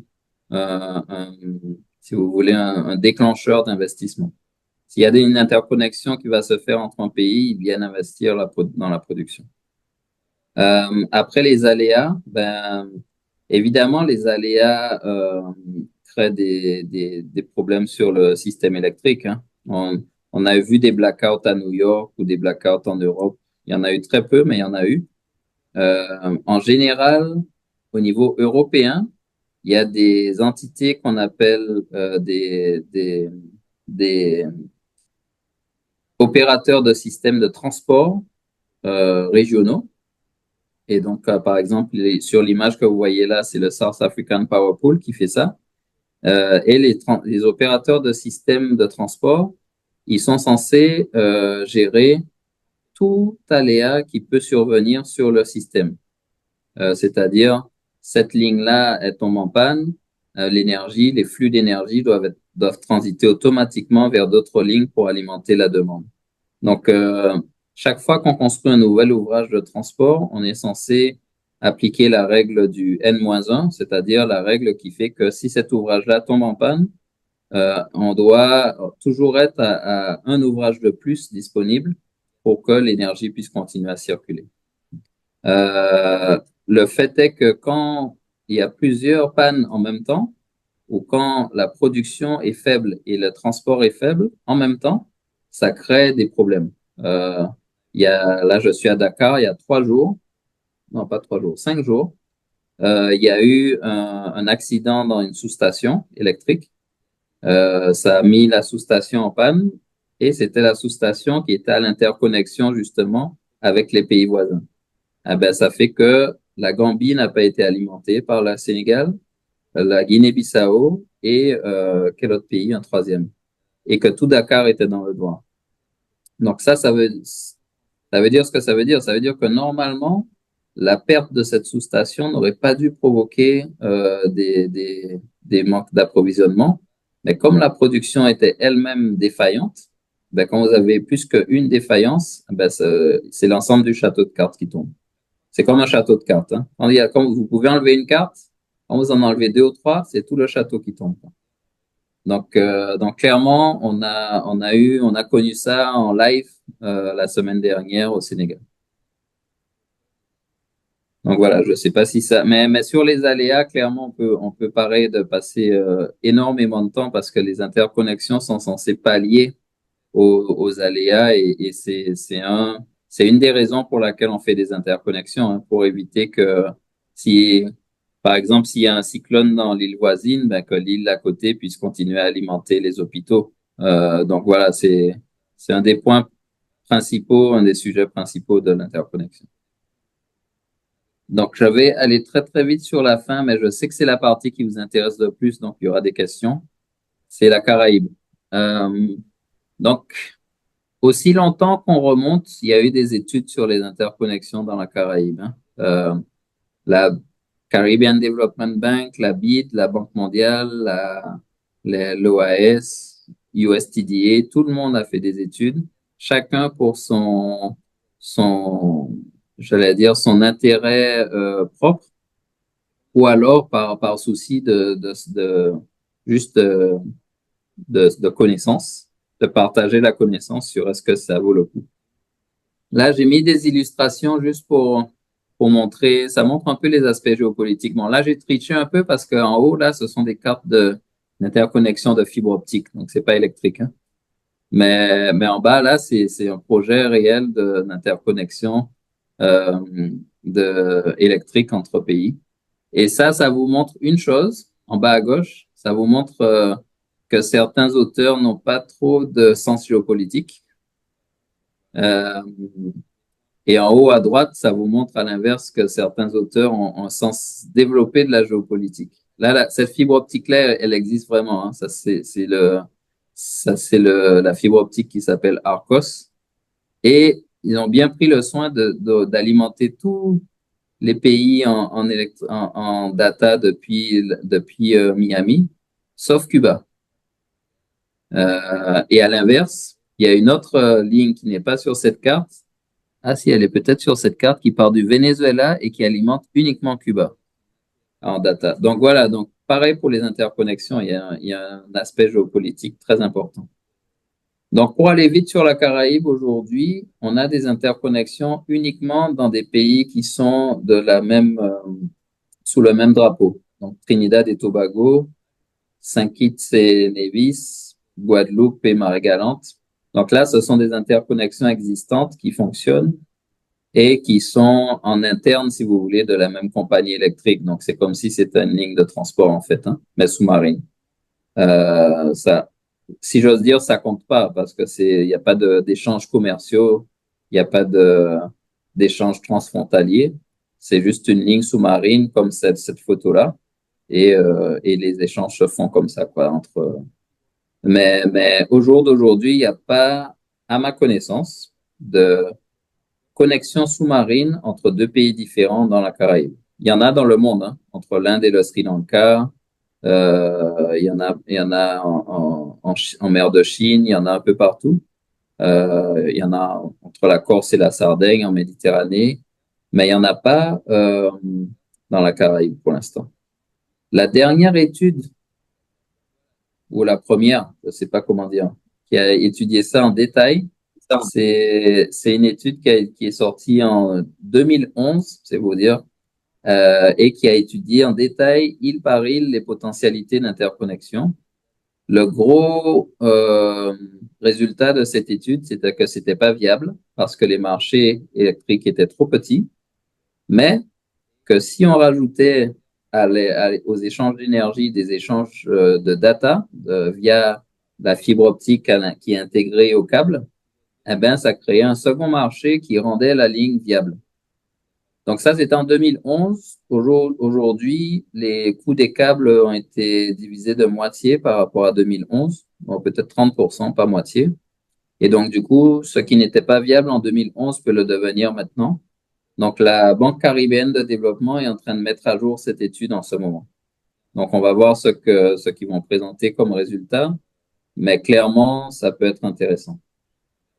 Une dernière chose sur la Caraïbe, il y a eu beaucoup d'études de fait qui ont été un peu téléguidés par la production.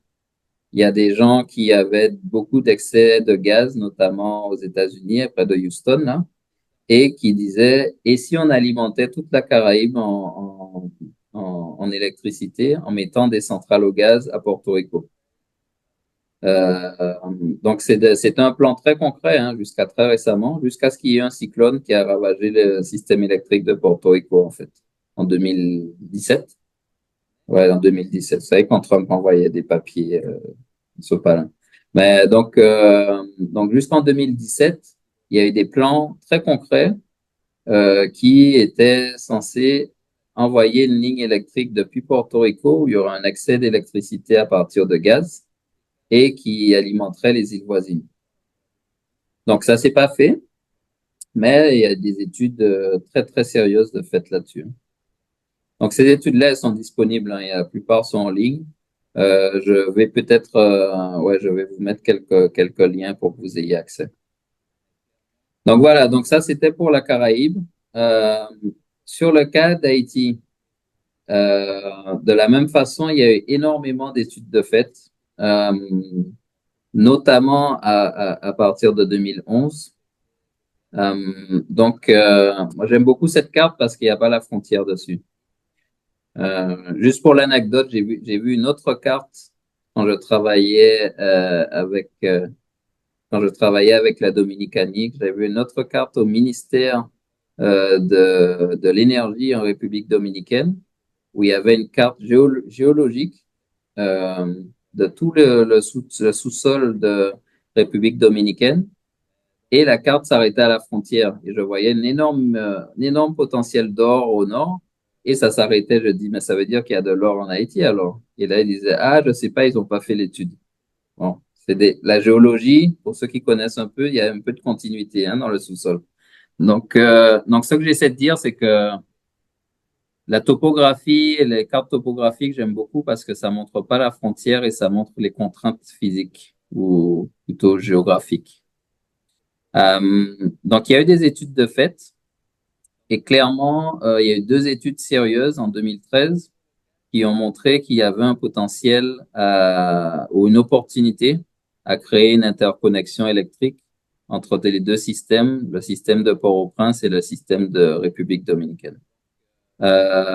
Suite à ça, il y a eu des échanges. Ça a été jusqu'à la signature d'un MOU en 2013, pour ceux qui s'en rappellent.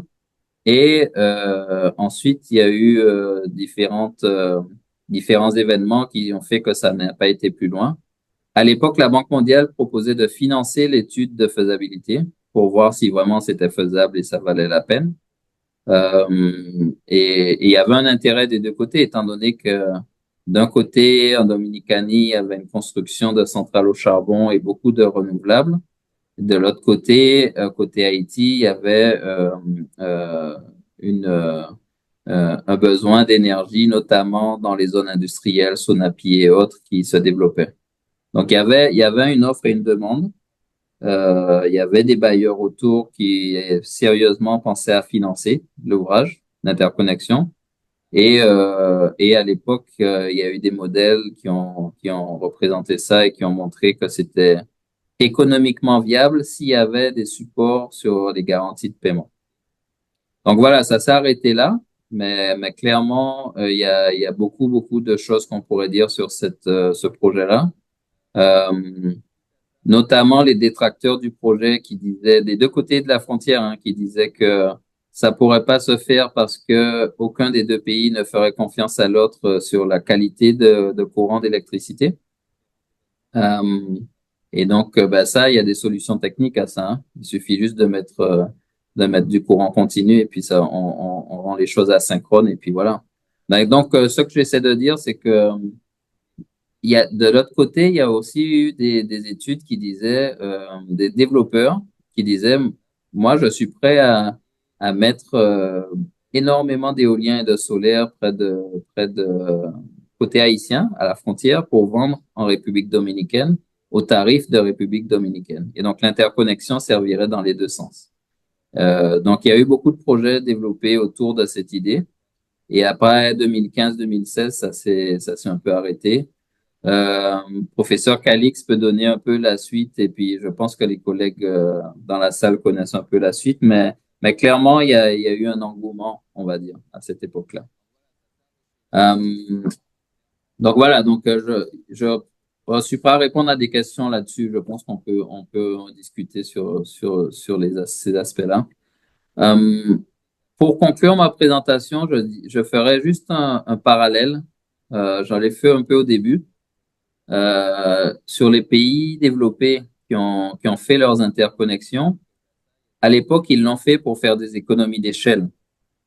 Euh, et à l'époque, il y avait une chose énorme qu'on apprenait, nous, à l'école, et que vous avez eu la chance de ne pas avoir comme préambule, c'est que l'électricité ne se stocke pas. Euh, ça me rappelle mes enfants qui, dès qu'ils touchent un écran, ils essaient de voir si l'écran est tactile. Moi, j'avais pas d'écran tactile quand j'étais petit, hein. Mais donc du coup, vous arrivez sur un terrain où vous avez la chance d'avoir des possibilités techniquement et économiquement viables de stocker l'électricité. Et ça change tout. Ça change la donne. Sur les interconnexions, ça change la donne. Sur les renouvelables, ça change la donne. Et là, clairement, ça veut dire que les interconnexions de demain ne vont pas avoir les mêmes, euh, comment dire en anglais, rationales, les mêmes motivations que les interconnexions d'hier. C'est pour ça que je vous encourage vivement à ne pas écouter ceux qui disent qu'il faut développer les interconnexions en pays en développement comme on a fait en pays développés. C'est pas le même paradigme du tout.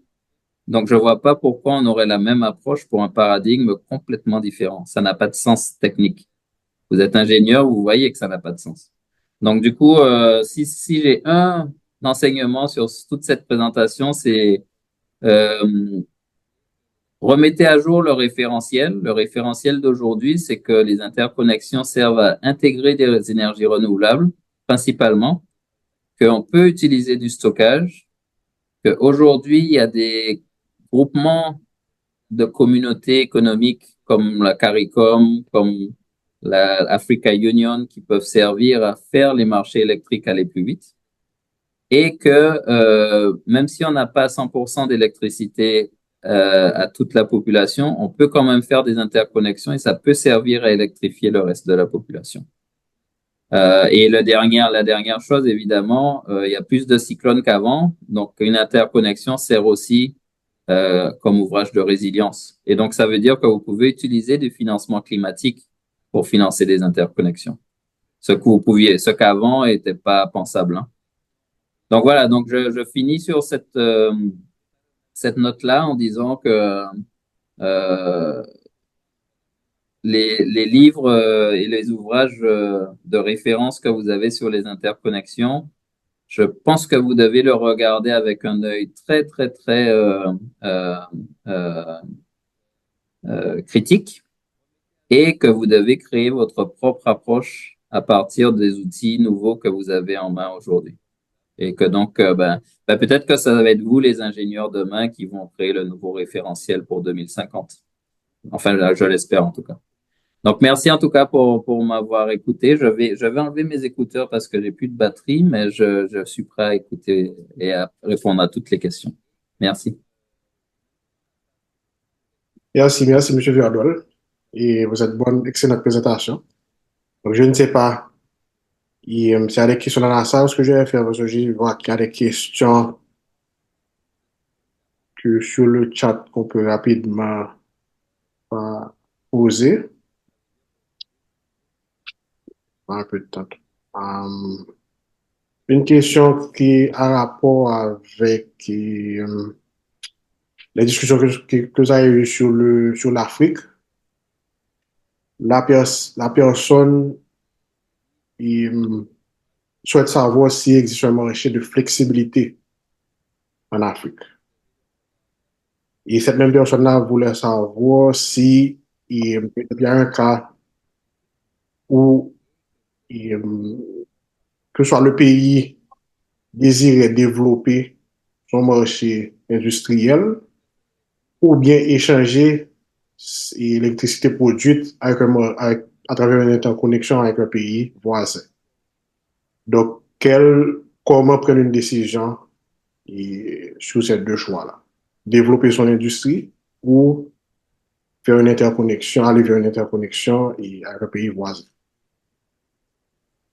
Donc, D'accord. Sur les marchés de services, comment dire en anglais, ancillary services, les marchés de flexibilité, C'est pour l'instant que le Power Pool d'Afrique australe, donc l'Afrique du Sud, qui a ses systèmes de ses services systèmes. Donc, comment ça fonctionne? En fait, la veille pour le lendemain, vous dites, je suis la compagnie tant, telle compagnie de tel pays, j'ai besoin de tant de réserves primaires ou de réserves secondaires pour demain à telle heure. Et donc, il y a quelqu'un d'autre qui est prêt à vous l'offrir et qui va faire tourner ses moteurs un peu plus pour vous offrir cette offre-là et qui va vous chiffrer l'offre. Et donc, sur le marché, vous acceptez ou refusez et puis ça se passe comme ça. Donc, c'est que en Afrique australe pour l'instant, mais on essaie de le mettre en Afrique de l'Ouest. Et pour l'instant, ça marche, hein. Ça marche bien. En Europe, c'est fluide, hein. C'est-à-dire que j'ai des anciens collègues qui travaillent sur ça, sur l'infrajournalier, et puis eux, à l'heure près, pour l'heure suivante, ils peuvent proposer ou acheter des offres de flexibilité. Donc, c'est à l'heure près, hein, que ça se passe en Europe. En Afrique, c'est du jour pour le lendemain. Donc voilà. Donc pour les échanges d'énergie versus industrialisation, il y a eu beaucoup de cas. Un cas très concret, très récent, c'est la Namibie.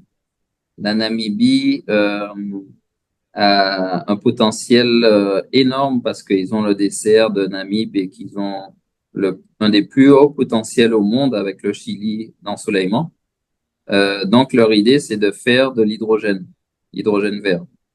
Ouais, comme ils sont dans le sud-sud, et vous avez vu la distance hein, par rapport à l'Europe, ça va être compliqué d'amener de l'ammonium jusqu'à l'Europe. Donc du coup, ils réfléchissent en plan B à faire des énormes parcs solaires pour exporter vers l'Afrique du Sud. Donc l'Afrique du Sud, c'est le pays le plus industrialisé d'Afrique, hein. Il y a BMW, il y a toutes les compagnies automobiles qui sont là-bas, il y a toutes les compagnies minières et toutes les compagnies pétrochimiques. Donc il y a un énorme tissu industriel. Et donc, eux, ils doivent verdir, si vous voulez, leurs produits pour les exporter en Europe. Et donc, du coup, ils ont besoin de plus de renouvelables. Aujourd'hui, la Namibie se dit, je vais développer mon solaire. En plan A, je vais l'utiliser pour faire mon industrie hydrogène. Si ça marche pas, en plan B, je vais le vendre en Afrique du Sud.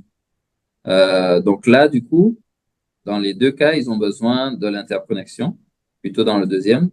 Et donc, ils ont demandé à la Banque mondiale de les aider à financer l'interconnexion avec l'Afrique du Sud pour importer à court terme et pour exporter à long terme. Donc voilà, il y a beaucoup d'autres pays comme ça, hein. Clairement, les pays se posent constamment la question sur est-ce que je dois exporter mon énergie pas chère ou est-ce que je dois l'utiliser pour développer l'industrie. Et je dirais tout dépend de votre accès au marché. Tout dépend de votre accès à la mer, tout dépend de votre localisation. C'est pour ça la géographie, ça joue beaucoup, hein. Ça dépend de où vous êtes positionné. La Jamaïque, par exemple, est très, très bien positionnée parce qu'ils sont entre le canal de Panama et l'Europe. Donc, la Jamaïque est très bien positionnée pour mettre des industries, par exemple. Donc voilà, je sais pas si ça répond. Ok, merci. Bon, avant de passer dans la salle, j'ai personnellement une question. Mais je vais essayer de voir l'autre volet par rapport aux discussions que nous avons et pour cette session-là. Je pense que l'un des défis aussi pour avoir, et quel que soit projet en général, mais surtout l'énergie, projet d'énergie, c'est le financement.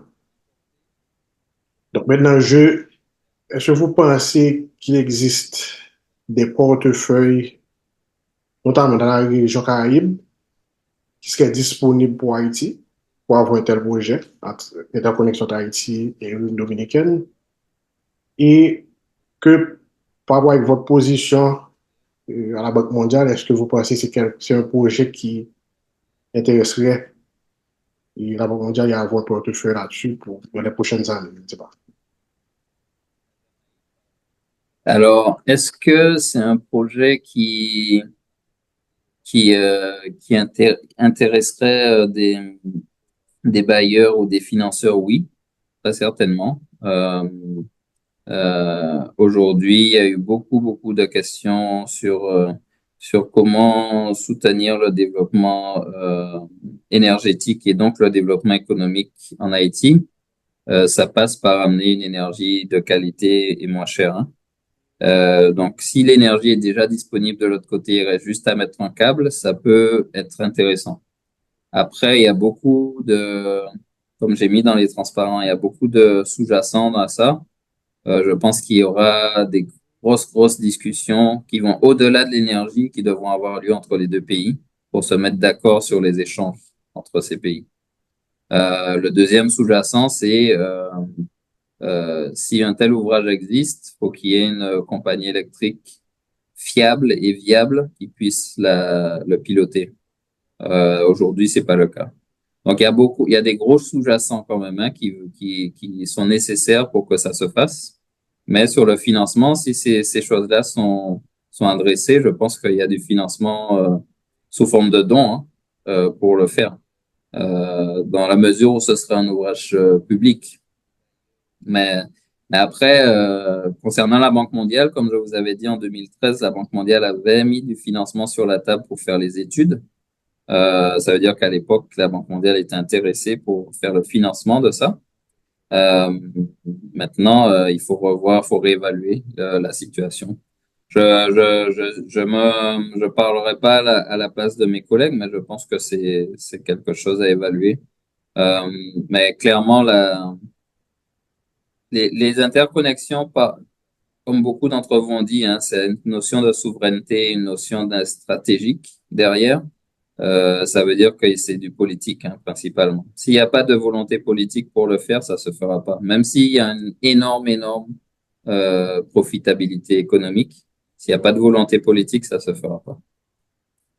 Donc voilà. Donc, mais sur les financements, oui, clairement, il y a, je dirais pas quel financement, mais clairement, il y a des financements qui seraient intéressés. Ben, du coup, moi, ça m'intrigue de savoir est-ce que c'est quelque chose qui suscite l'intérêt juste au niveau académique ou alors est-ce que c'est parce que vous entendez parler de ce projet? C'est un peu comme le Phoenix, hein, ce projet, ça revient périodiquement.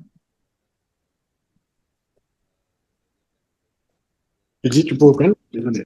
Ça a coupé. Allô, vous m'entendez? Oui. Ah, ok. Et je vois que Nicolas, tu as une question?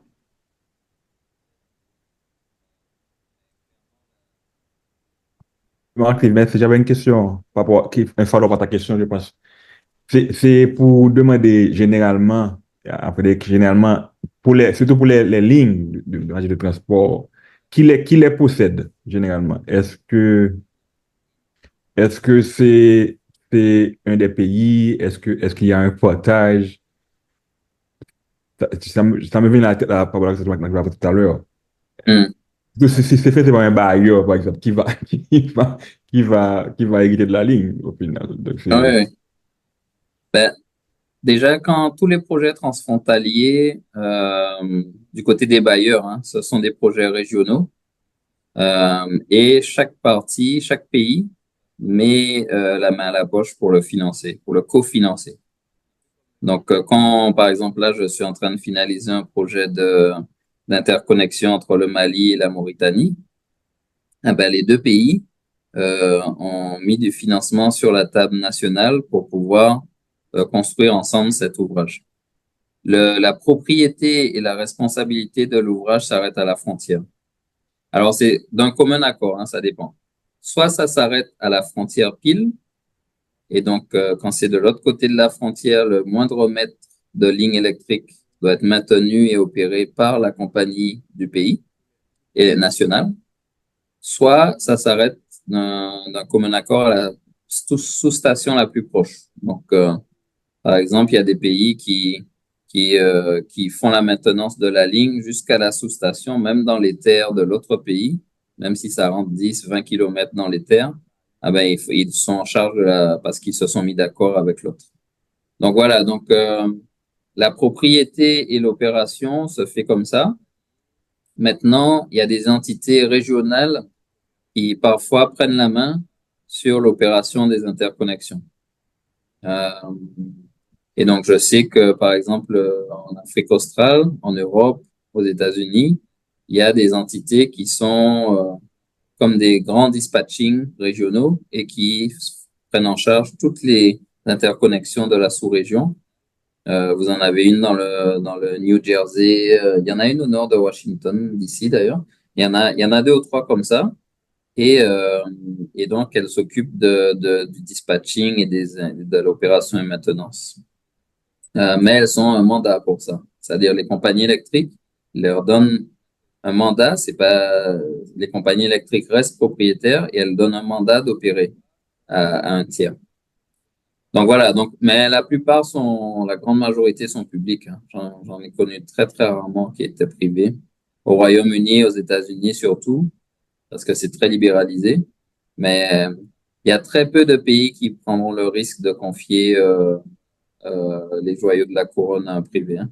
Parce que c'est stratégique. Si vous perdez l'interconnexion et Paris est dans le noir ou Madrid, c'est critique, quoi. Donc ils peuvent pas se permettre de confier ça à une entité qui n'a pas d'intérêt politique dans la chose. Ok, merci. Bon, je ne sais pas s'il y a des questions dans la salle. Docteur Calix. Oui, oui.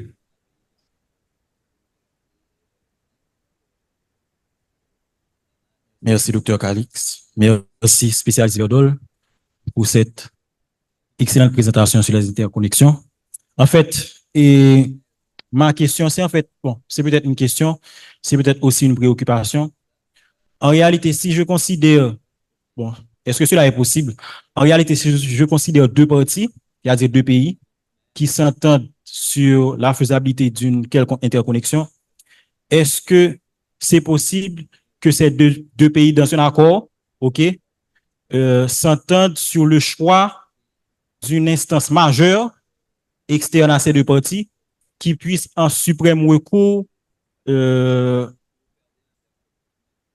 régler les litiges ou bien les différends entre ces deux parties. Donc, si oui, comment voyez-vous l'implémentation d'une telle possibilité entre la République dominicaine et Haïti?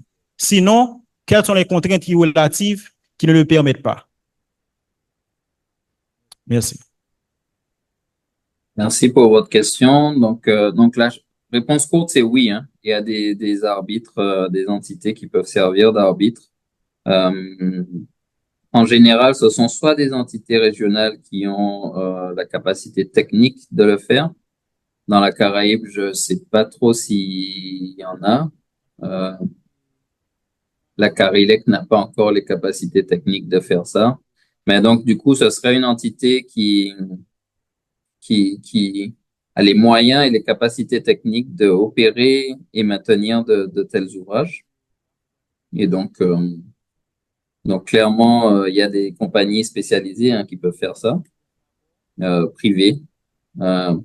Après, pour faire l'arbitrage commercial, là, clairement, plutôt que d'avoir une entité qui est payée tous les jours et qui travaille uniquement quand ça se passe mal, en général, ce qui se fait, c'est que on a une entité d'arbitrage qui est appelée quand il y a un arbitrage à faire en cas de litige. Donc, l'accord commercial est signé entre les deux pays et il y a des clauses qui disent en cas de litige, le tiers X va venir dans le pays, va être modérateur des réunions et va régler le litige de telle façon.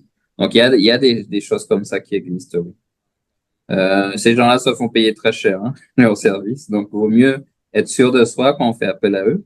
Mais c'est faisable, oui. Mais tout ça, ça peut être évité si des accords commerciaux sont signés d'avance, hein.